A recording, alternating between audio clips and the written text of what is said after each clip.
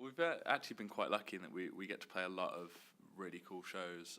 We did the second stage at Bloodstock Festival last year, which was to a few thousand people, which was quite a bit of an eye-opener. Our first kind of real test on a big open-air festival stage.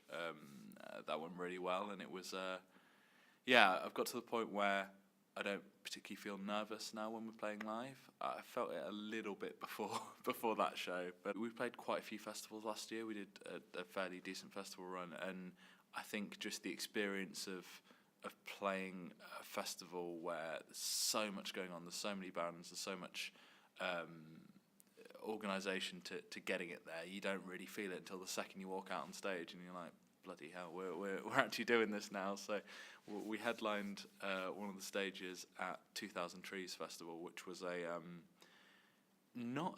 we were by far and above the heaviest band on the lineup, but to come out, and we clashed with another quite big rock band called Creeper, to come out and have an absolutely rammed tent, people spilling out.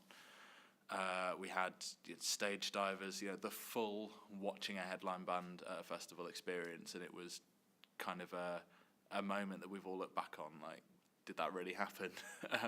So we're going to America for 6 weeks at the end of February, so it's going to be interesting. We're doing 34 shows in 39 days, which is, beforehand, I think the most any of us had played was 9 in a row, so that'll be a test of my voice, if nothing else.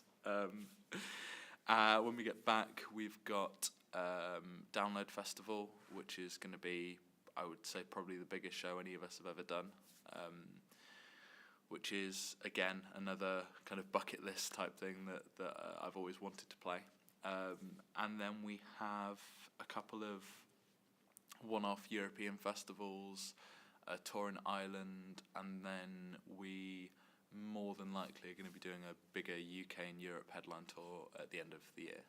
It was a weird one because we never really wrote it for anyone apart from the four of us in the band, and we never expected really to get any kind of praise outside of our friends and family liking it. So for us to be in a position where it's had pretty much universal kind of critical acclaim across the board has been absolutely astounding to us, and it's nice to be in a position where it's happened naturally and we've not been pushing to get this or that. Yeah, really, a lot of it has been quite organic, so we're in a very we're aware of how lucky we are that people have been so kind. So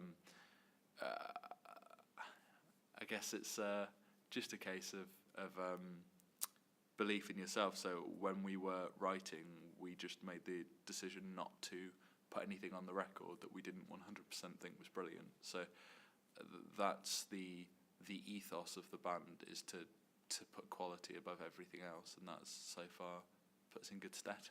We've been in the studio the last few weeks with a band on our label called Pine doing a collaboration record, which has been myself and the other vocalist Dan from our band and the three of them, which sounds nothing like us at all. It's very melodic and still heavy, but all singing and stupid 3-part guitar harmonies and all of that, very over the top nonsense. So we're doing that, which will be out this year, and we're gonna potentially release a little bit of a surprise thing towards the end of the year, which is still in the works. And I'd like to have the next album out next year, but it very much depends on if we write enough songs that we like, and it will take as long as it takes for us to put out something that, even if everyone else hates it, we're happy with. So, no promises from here.